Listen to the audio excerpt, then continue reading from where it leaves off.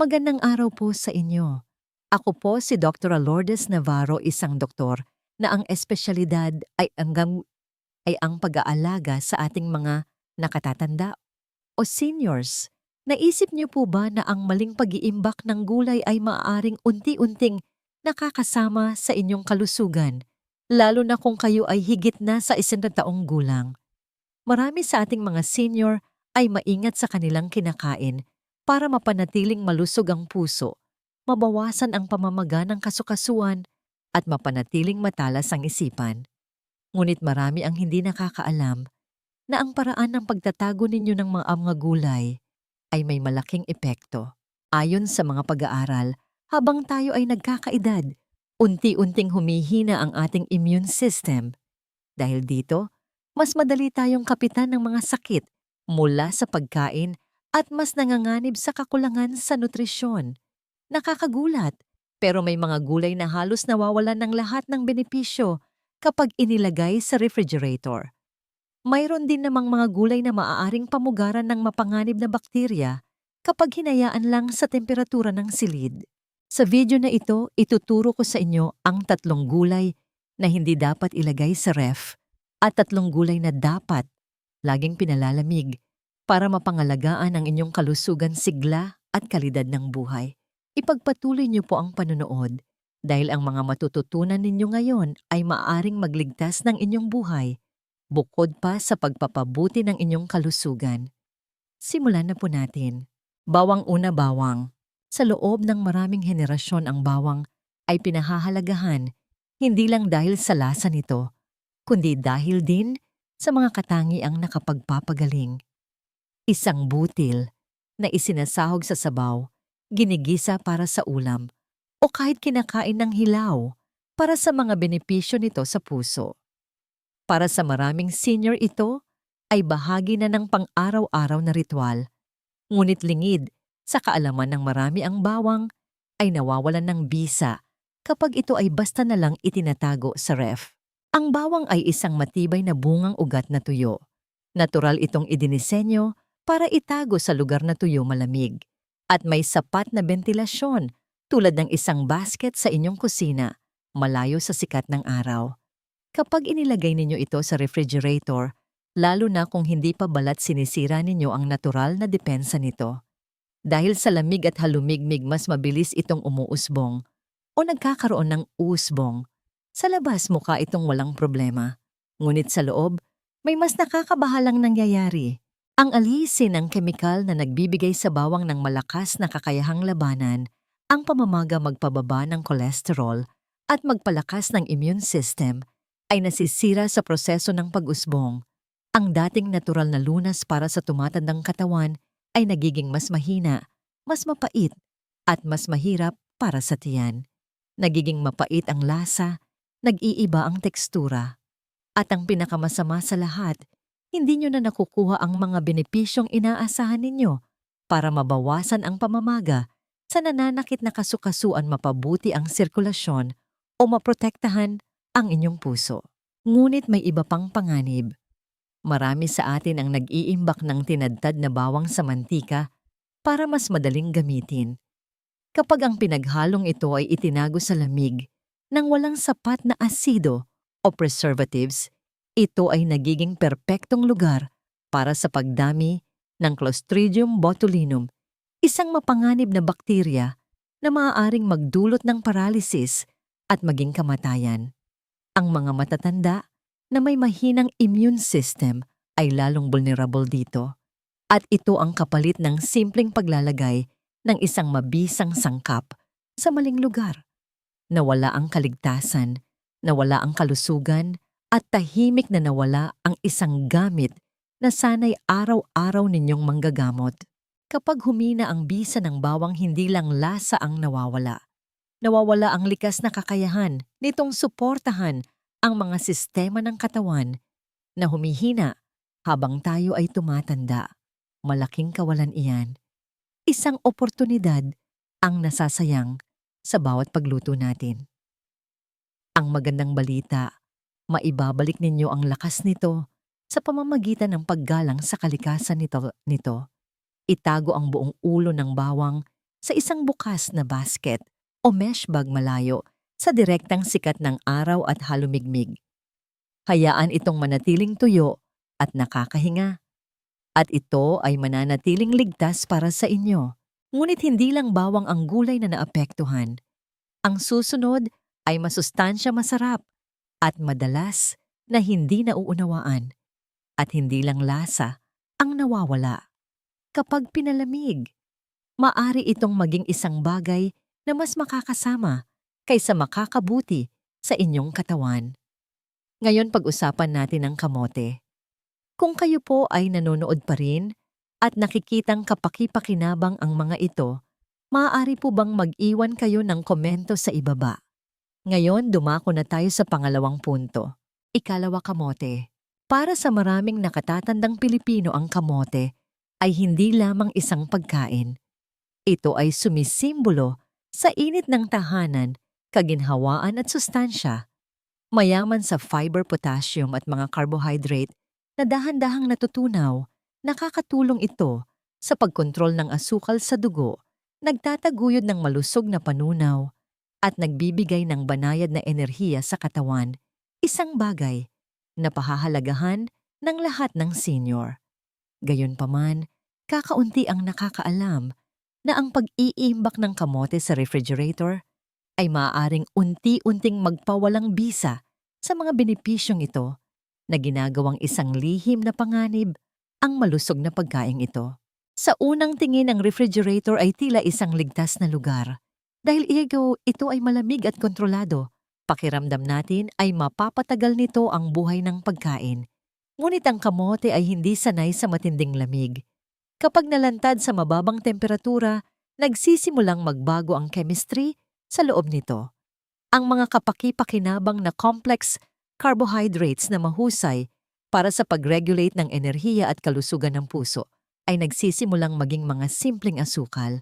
At kapag niluto sa mataas na init, tulad ng pag-ihaw o paglitson ang mga asukal na yon, ay nagre-react at lumilikha ng acrylamide, isang kemikal na iniugnay sa maraming pag-aaral sa mas mataas na panganib ng cancer. Isang bagay na dati ninyong inaakalang masustansya at nakapagpapagaling ay biglang maaaring maging banta sa inyong kalusugan, lalo na habang kayo ay nagkakaedad at ang inyong katawan ay nagiging mas sensitibo. At hindi pa dyan nagtatapos. Ang malamig na temperatura ay sumisira rin sa mga cell wall ng kamote na nagbibigay dito ng kakaibang magaspang na tekstura at mas madilim na loob na senyales ng oxidation at pagkawala ng nutrisyon. Ang magandang kulay kahel na laman nito na mayaman sa beta-carotene para sa malusog na mata ay nagsisimulang kumupas at mawala ang mga katangiang nagpapalusog. Ito ang halaga ng paglalagay ng kamote sa ref, nawawala ang mga masustansyang katangian nito, ang lambot nito at ang integridad nito. Ang isang pagkain na sanay nakatulong sa inyong presyon ng dugo, nagpakalma sa inyong tiyan at nagbigay sa inyo ng pangmatagalang enerhiya, ay biglang nagiging mas mababa ang halaga. At kung minsan ay mapanganib pa. Madalas hindi ninyo ito mapapansin hanggat huli na ang lahat. Ngunit ang layunin dito ay hindi para manakot. Ang layunin ay ibalik ang pagpapahalaga sa mga pagkaing nagpapanatili sa ating buhay. Sa halip na sa isang malamig at mamasa-masang refrigerator, itago ang kamote sa isang malamig, madilim at tuyong lugar tulad ng isang pantry o dispenso. Sa tamang pag-iimbak, mananatili itong matigas, masarap at puno ng lahat ng sustansyang kailangan at nararapat para sa inyong tumatandang katawan. Ngayon, kung ang kamote na napakakomportable at pamilyar ay maaaring magbago laban sa atin sa lamig, paano pa kaya ang mga gulay na hindi lang sa chemistry nagbabago, kundi pati na rin sa panganib na microbiological? Ang susunod na gulay ay malamang na nasa inyong kusina ngayon. At hindi lang ito nasisira sa ref. Binibigyan nito ng daan ang mga mikrobyo na hindi dapat harapin ng humihinang immune system ng isang senior. Pag-usapan natin ang mga sibuyas. Ikatlo, sibuyas. Mayroong banayad na talino sa ating mga paraan ng pagluluto sa mga sangkap na likas nating kinukuha at sa mga gawain na ating sinusunod pagkatapos ng maraming taon ng pagsasanay. Ang sibuyas ay isa sa mga sangkap na yon na para sa maraming senior ay laging nariyan handang magdagdag ng lasa at lalim sa anumang ulam. Pero paano kung ang isang bagay na kasing karaniwan ng pagtatago ng sibuyas sa refrigerator ay unti-unting sumisira sa inyong kalusugan? Mukha itong hindi nakakapinsala sa una. Pagkatapos balatan at gamitin ang kalahati ng sibuyas, inilalagay ninyo ito sa refie. O kaya na may itinatago ninyo ang buong sibuyas sa crisper drawer sa pag-asang mapapatagal ng lamig ang buhay nito. Ngunit ang sibuyas ay pinoprotektahan ng kanyang parang papel na balat mula sa liwanag at halumigmig kapag nakaimbak sa isang tuyong lugar. Ang refrigerator sa kabaligtaran ay ang eksaktong kapaligiran kung saan hindi ito idinisenyo, malamig basa at kulob. Kapag nasa loob na ang dating matapang na lasa ng sibuyas, ay nagiging maasim o matabang lumalambot ang tekstura nito, nagsisimulang maghiwalay ang mga layer at sinisip-sip nito ang halumigmig mula sa hangin. Ngunit hindi lang lasa ang problema. Kung ang sibuyas ay nahiwa na, ang sobrang halumigmig ay lumilikha ng perpektong kapaligiran para sa pagdami ng bakterya at amag. At bagaman, kayang labanan ng isang mas batang katawan ang kaunting pagkapanis ng immune system ng isang matanda, ay hindi dapat sumugal dyan. Isa pang salik na hindi napapansin ng marami ay ang paglipat ng amoy. Kapag ang sibuyas ay pinalamig, naglalabas ito ng mga sulfur compound na kumakapit ang amoy sa mga katabing pagkain. Pati ang prutas, mantikilya o kahit ang tirang ulam ay maaaring magkaroon ng hindi kanais-nais na anghang ng sibuyas. Para sa mga senior na maaaring may humina ng panlasa o pangamoy, ginagawa nitong mas komplikado at hindi kasiya siya ang mga pagkain na nag-aalis ng isa sa mga simpleng kasiyahan sa buhay. Ngunit ang halaga ay higit pa sa nasirang pagkain. Ang mga sibuyas na hindi maayos na naitago ay nawawalan ng kanilang malalakas na katangiang anti-inflammatory tulad ng quercetin na mahalaga sa pagpapanatili ng pag-andar ng utak, pagtataguyod ng sirkulasyon at pagprotekta sa mga kasukasuan. Sa madaling salita, ang mismong gulay na dapat sanay unti-unting nagpapabuti sa kalidad ng inyong buhay habang kayo ay tumatanda, ay nagbibigay na ngayon ng mas kaunti o maaaring mas nakakasama pa. Subalit ang solusyon ay simple at matagal nang ginagawa ng ating mga ninuno. Ang mga sibuyas ay dapat itago sa isang bukas na estante o basket na tuyo madilim at may mahusay na bentilasyon. Hayaan silang huminga at manatiling buo at patuloy nilang poprotektahan ang inyong katawan, isang ulam sa isang pagkakataon. Ngayong nailantad na natin ang mga lihim na panganib ng pagre-refrigerator, maaaring nagtatanong kayo kung alin sa mga gulay na ito ang tunay na umaasa sa lamig para mapanatili kayong ligtas. Susunod titingnan natin ang mga gulay na kailangang panatilihing malamig upang maiwasan ang mabilis na pagkasira, pagkawala ng kanilang mga nutrisyon at unti-unting paglalagay sa panganib ng inyong kalusugan sa mga hindi inaasahang paraan.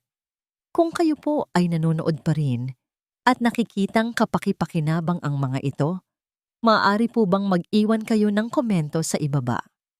Ngayon, dumako na tayo sa ika-4 na punto.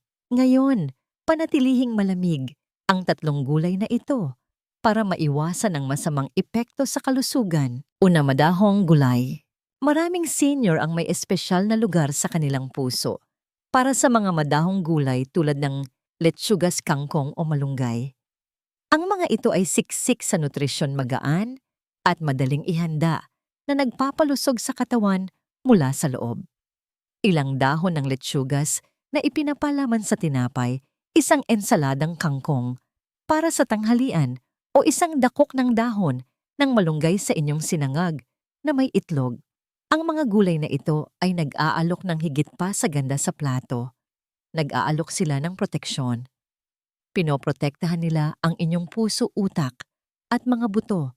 Ngunit kung tatratuhin ninyo sila ng may paggalang na nararapat, ang mga madahong gulay ay delikado.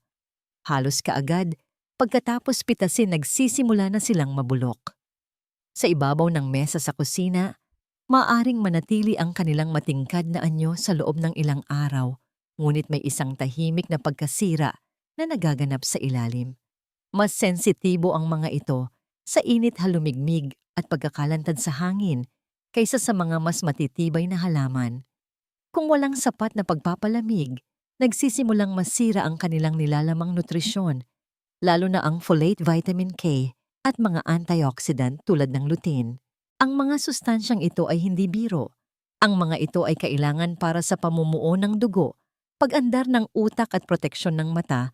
Lahat ng ito ay mahalaga para sa malusog na pagtanda. Ang mas malala pa, kung hindi maayos na naimbak ang mga madahong gulay, ay maaaring maging mapanganib. Mabilis silang nalalanta sa temperatura ng silid, lalo na sa may init na kusina. At habang nalalanta, naiipon ang halumigmig. Ang basang yun ay nagbibigay ng perpektong kondisyon para dumami ang mga mapanganib na mikrobyo tulad ng E. coli at Listeria. Ito ay mga hindi nakikitang panganib na maaaring magdulot ng malubhang sakit sa mga matatanda. Hindi bihira ang mga kasong ito. Palaging ang mga matatanda ang pinakaapektado at may mga outbreak na nangyari at mga buhay na nawala. Mayroon ding isang bagay na mas banayad ngunit kasing pinsala. Habang nasisira ang mga gulay, hindi lang nutrisyon ang nawawala. Nagiging hindi na sila kaakit-akit, nawawala ang kanilang magandang itsura at lasa. At para sa mga senior na maaaring nakikipaglaban na sa mahinang gana sa pagkain o mababang enerhiya, kahit isang maliit na hadlang sa malusog na pagkain ay maaaring magkaroon ng pangmatagalang epekto.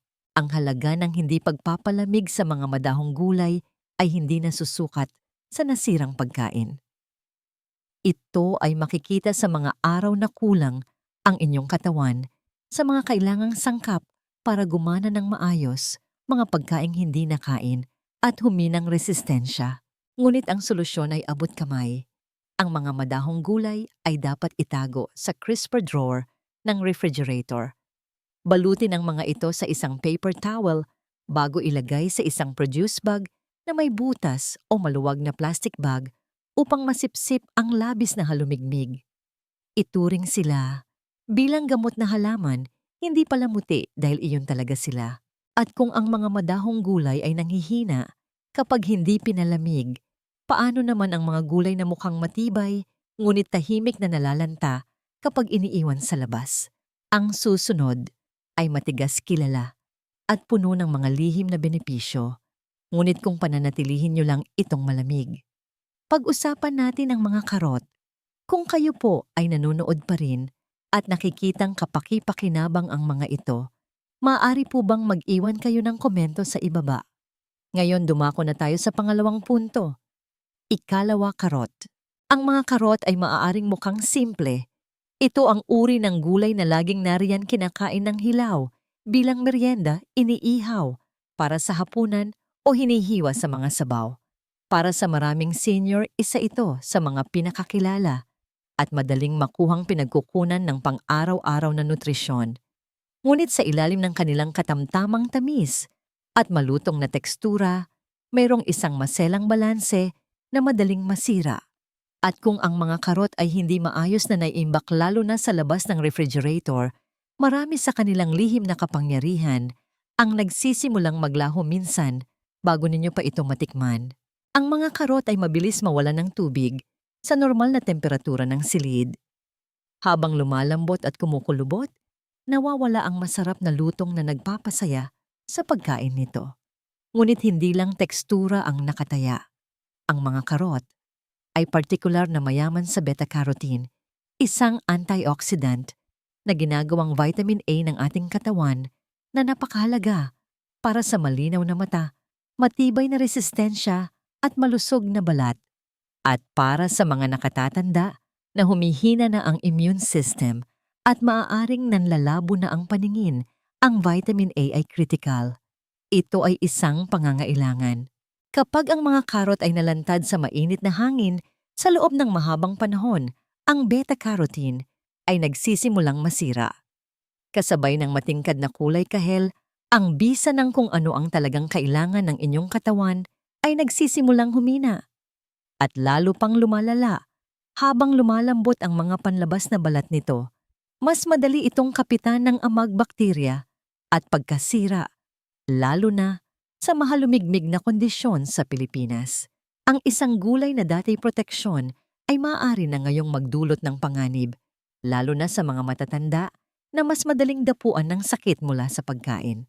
Sa simula, ang halaga ng pag-iimbak ng mga karot sa temperatura ng silid ay maaaring hindi gaanong halata, isang malambot na tekstura at kaunting pagbabago ng kulay. Ngunit sa paglipas ng panahon, higit pa riyan ang epekto. Ito ay ang unti-unting pagkaubos ng regular na nutrisyon, ang nawawalang pagkakataon na mapanatili ang lakas sa isang katawan na nagsusumikap na suportahan ang paningin at bawasan ang pamamaga.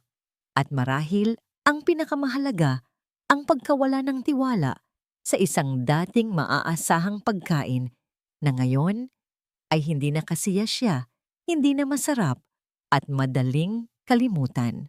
Subalit may panahon pa para iligtas ang mga benepisyo ng karot.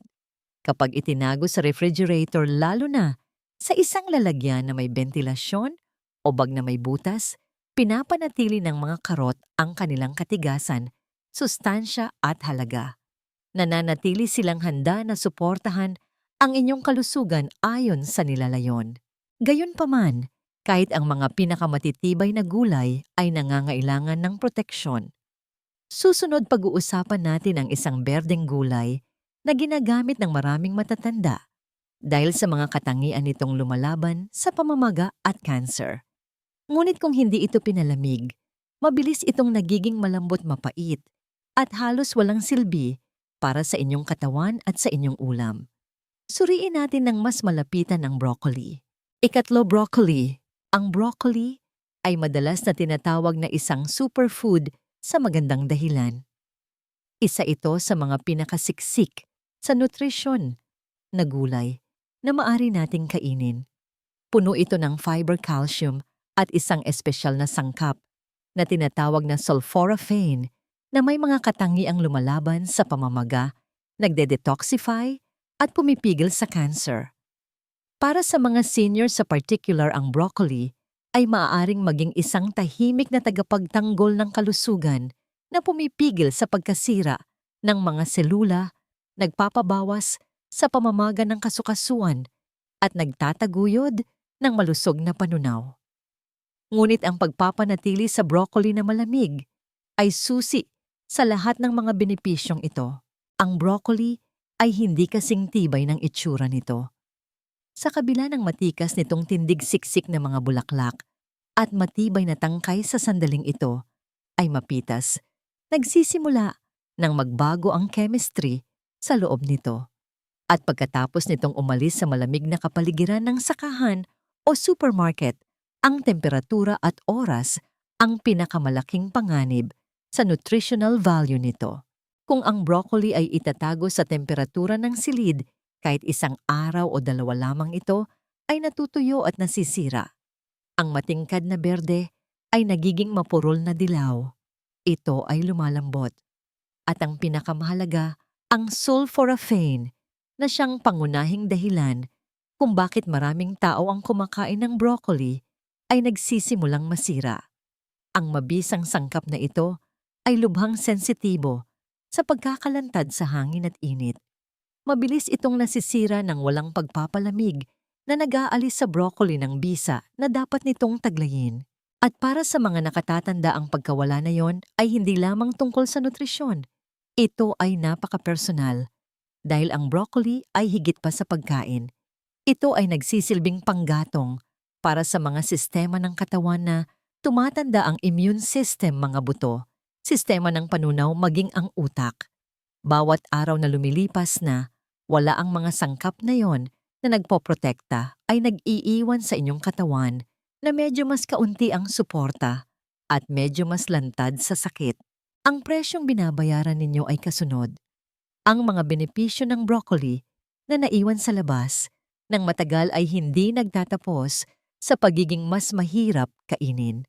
Ito ay nagiging mapait.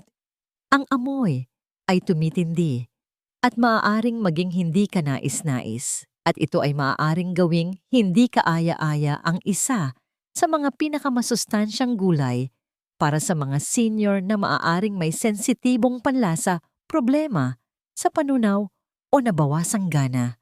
Dahil sa mga hindi nakain na pagkain at nawawalang nutrisyon, unti-unting humihina ang mismong mga aspeto ng kalusugan na dapat sana'y itinataguyod ng broccoli. Narito ang magandang balita. Hindi gaanong marami ang kailangan para protektahan ito. Itago ang inyong hindi pa nahuhugasang broccoli sa isang maluwag na produce bag sa loob ng refrigerator. Huwag itong isara ng masyadong mahigpit, ngunit panatilihin itong malamig. Kailangan nitong huminga. At habang ang mga natural na depensa nito ay buo pa, gamitin ito sa loob ng ilang araw pagkatapos bilhin. Dahil kapag maayos na naimbak ang broccoli, ay aktibong tumutulong sa katawan na lumaban bukod pa sa pagbibigay ng sustansya. Pinapanatili ka nitong matatag na katuon at isang hakbang na nauuna sa mga hindi nakikitang pagbabago ng pagtanda. Ngayon, nakita na ninyo ang magkabilang panig ang mga gulay na nalalanta sa lamig at ang mga tunay na umaasa rito. Ngunit hindi na lang ito tungkol sa pagkain. Susunod pagsasama-samahin natin ang lahat at pag-uusapan ang simple ngunit epektibong mga desisyon na maaari ninyong simulan ngayon para mapabuti ang inyong kalusugan, tumanda ng may grasya at magtamasa ng mas magandang buhay. Conclusion. Sa pagtatapos ng ating talakayan, nais kong iwan sa inyo ang higit pa sa mga katotohanan, isang bagay na personal. Alam niyo po, habang tayo ay nagkakaedad, napagtatanto natin na ang maliliit na desisyon na ginagawa natin araw-araw ay may mas malaking epekto sa ating kalusugan kaysa sa mga malalaking desisyon. Ang ating mga kusina at ang kanilang tahimik na mga gawain, ang paraan ng pag-iimbak natin ng ating pagkain, ang mga gawi na natutunan natin dekada na ang nakalipas, madalas nang walang pag-iisip. At kung minsan, ang mga mismong gawin na yon, ang mga tila pinakakomportable ay maaring biglang magsimulang kumilos laban sa atin. Bagamat tila maliit na bagay, kung ano ang napupunta sa refrigerator at kung ano ang hindi ito, ay sa katunayan, isang pang-araw-araw na pakikipag-usap sa inyong kalusugan. Ang mga sustansyang nawawala kapag ang isang gulay ay itinatago sa lamig ang mga mikrobyo na hindi mo sinasadyang pinahintulutang lumago sa pamamagitan ng paglalagay ng ilang pagkain. Sa labas, ang mga desisyong yon ay naiipon.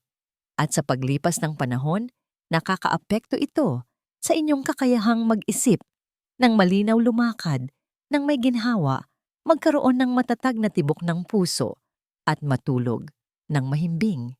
Ibinabahagi ko ito, hindi dahil sa takot. Sinasabi ko ito mula sa karanasan. Noong bata pa ako tulad ng marami sa inyo, naniniwala ako na ang refrigerator ang pinakaligtas na lugar sa kusina. Malamig itinuro sa amin ay nangangahulugang sariwa, malinis at ligtas. Ngunit ang katotohanan ay mas komplikado. Pinapanatili ng lamig ang ilang bagay habang sinisira naman ang iba. Ang pag-unawa sa mga pagkakaiba, lalo na habang tayo ay tumatanda, ay hindi lamang kapaki-pakinabang. Ito ay mahalaga. Ang inyong katawan ay nagbago sa nakalipas na 20 taon at walang dapat ikalungkot doon. Ito ay isang kagalang-galang na bagay. Nagtatrabaho ito ng husto, araw-araw para suportahan kayo. Ang pinakamaliit na magagawa natin ay bigyan ito ng mga tamang kasangkapan. At ang unang hakbang dyan ay kung paano natin tinatrato ang pagkaing kinakain natin. Kaya hinihikayat ko po kayo, simula ngayon, silipin ninyo ang inyong dispenso at refrigerator. Suriin ito mula sa isang bagong pananaw. Itanong ninyo sa inyong sarili, nasa tamang lugar ba ang pagkaing ito? Ito ba ay batay sa kaalaman o sa nakagawian na lang? Ilipat ang dapat ilipat. Itapon ang anumang maaaring sira na. Gumawa ng isang sistema na gumagana para sa inyong katawan ngayon, hindi para sa dati ninyong katawan. Ang paggawa ng maliliit na pagsasaayos tulad ng pagpapahangin sa bawang o pagpapanatiling malutong ng broccoli ay maaaring magkaroon ng malaking epekto sa inyong pakiramdam. At huwag ninyong sarilinin ang kaalamang ito. Ibahagi ito sa inyong asawa, sa inyong mga anak, at sa inyong kapitbahay na si Aling Nena na baka hindi alam kung bakit laging nalalanta ang kanyang pechay. Hindi natin alam kung sino ang maaaring makinabang sa isang bagay na kasing simple ng mas mahusay na sistema ng pag-iimbak ng gulay o kung sino ang maaaring makaiwas sa sakit ng tuluyan. Isang mahalagang aral, ang bawat isa ay may karapatang tumanda ng may dignidad, lakas at kalinawan. Tandaan po natin, ang pagkain ay hindi lang pampalakas ng katawan. Ito ay isang paraan ng pag-aaruga sa sarili. At anuman ang inyong edad, ang inyong katawan, ay nararapat lamang sa pinakamahusay na pag-aaruga. Ang layunin ng mga araling tulad nito ay hikayatin kayong mamuhay ng lubos at totoo. Ngayon, nais kong marinig ang inyong panig. Isipin ang isang bagay na natutunan ninyo, ibahagi ito sa iba, at magplano na gamitin ito sa inyong sariling buhay. Magtulungan tayo sa landas na ito ng pagtanggap sa mga katotohanan ito. Kung nagustuhan ninyo ang video na ito at nahanap itong kapaki-pakinabang mangyaring mag-iwan ng komento ng numerong 1. Kung hindi naman, huwag mag-atubiling gamitin ang diary sa inyong komento.